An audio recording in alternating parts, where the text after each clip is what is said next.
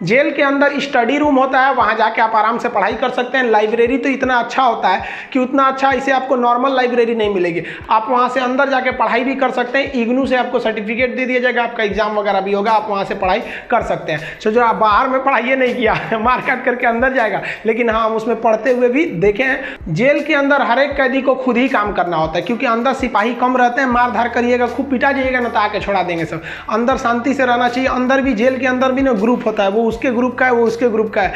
अगर आपको ज़्यादा दिन तक रहना है तो ग्रुपबाजी समझ जाइएगा, नहीं तो कुटा के आएंगे। उसमें क्या होता है, माली का काम होता है। जो जेल का कैंपस बहुत बड़ा होता है, जेल छोटा छोटा नहीं होता। अंदर जाएंगे तो एक दूसरे दुनिया है। वहाँ अंदर सब्जी वगैरह बोई गई रहती है, यही सब्जी आपको बनाने के लिए आ जाती है। कुछ अलग से भी सब्जियाँ वगैरह आती हैं, तो इसमें भी काम कर सकते हैं। कुक वाला, खाना बनाने वाले में भी काम कर सकते हैं। सबसे टफ यही काम होता है, सबके लिए खाना बनाओ, वो भी टाइम से बनाओ। यहाँ पर इसके अंदर कुछ फैक्ट्रियाँ भी होती हैं जहाँ पे आपको सोफ़ा बनाने के लिए आता है, कपड़े सिलने के लिए भी दे दिए जाते हैं सब।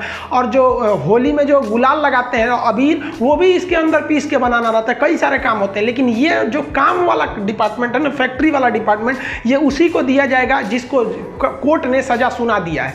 लेकिन अगर कोर्ट ने आपको सजा नहीं सुनाया, अभी आप पर मुकदमा ही चल रहा है, तो इस पर नहीं देंगे सब, आपको ये सब हल्का हल्का काम कराएंगे सब। इस काम के बदले आपको पर डे का 20 रुपया मिलता है, यानी महीने के आपको टोटल 600 रुपये मिलने वाले हैं। आपको काम करना पड़ेगा। अगर आप काम नहीं करिएगा तो बदले में आपको एक बार पैसा देना पड़ेगा। ये पैसा पर मंथ नहीं लगता है, एक के बार जाइएगा तो जेलर पूछेगा काम कीजिएगा कि पैसा दीजिएगा।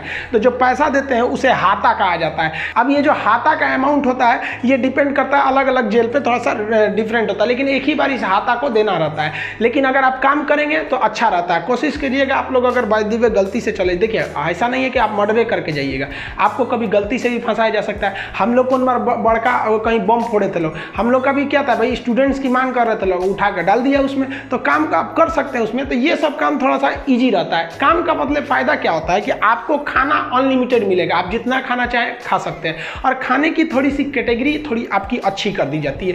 अगर आप काम नहीं कीजिएगा तो आपको खाना गिन के मिलेगा, 4 रोटी 6 रोटी, इससे ज़्यादा नहीं मिलेगा, चाहिए तो लिखवाइए वगैरह। तो काम करने वालों को कुछ अच्छा फैसिलिटीज दी जाती है। देखिए कई लोग को लगता है कि जेल में ना जो एक दिन होता है वो 12 घंटे का होता है, ऐसा नहीं है। पहले अंग्रेजों के समय होता होगा ये, लेकिन अभी के समय में जो जेल का कानून है वो एक, जैसे आपके लिए 24 घंटे का एक दिन होता है, वैसे जेल में भी होता है। अब कुछ लोग कहते हैं किसी को 10 साल की सजा हुई तो 5 साल में आ जाएगा, ऐसा फिल्मों में भी होता था पहले का ही तब। लेकिन अभी के समय में अगर आपको 10 साल की सजा हुई तो 10 साल बाद निकलेंगे, यानी आपके लिए भी दिन जो है वो 24 घंटे का ही है।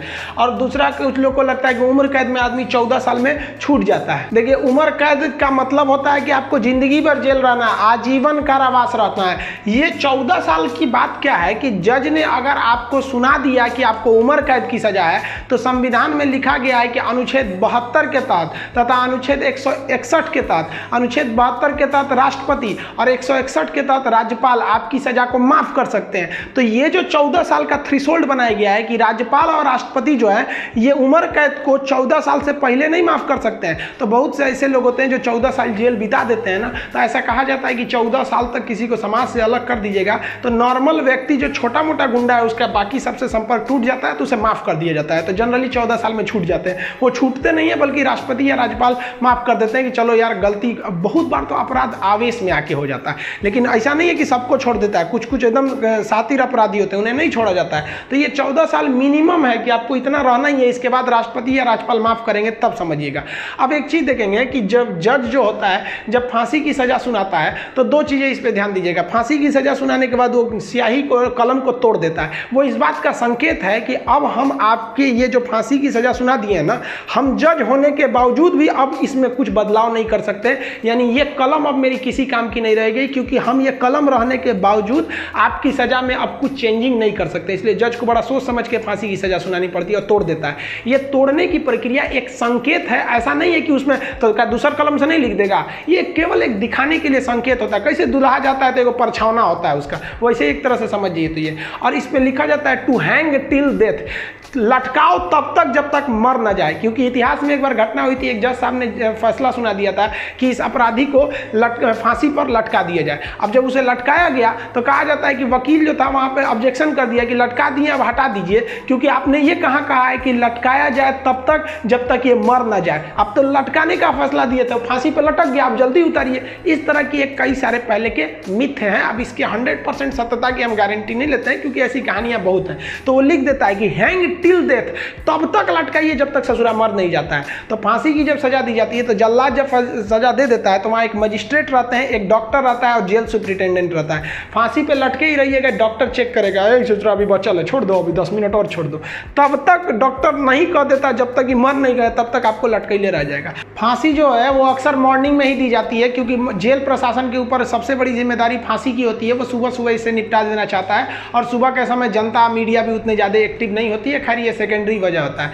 फांसी घर में जब कैदी को लाया जाता है तो जल्लाद इस कैदी का चेहरा नहीं देख पाता है, क्योंकि पुलिस पहले ही उसके चेहरे को काले कपड़े से ढक देते हैं। जल्लाद जो होता है उसे काले कपड़े में पहना के फिर फांसी पर लटकाता है। इसे कपड़े ढकने का एक और रीजन है कि जब फांसी लगाई जाती है, किसी को फांसी दिया जाता है, तो उसके आँख वगैरह काफ़ी मतलब तड़पता है, तो एक होता है ना कि थोड़ा सा खराब लगेगा उस वजह से। तो यहाँ पर जो जल्लाद होता है इसे पहले ही, इसको फांसी लगाने से पहले इसे कपड़ा ढक के इसको लटका दिया जाता है। लटकाने से पहले इसे जब फांसी देना होता है तो उससे पहले इससे पूछी जाती है आखिरी ख्वाहिश।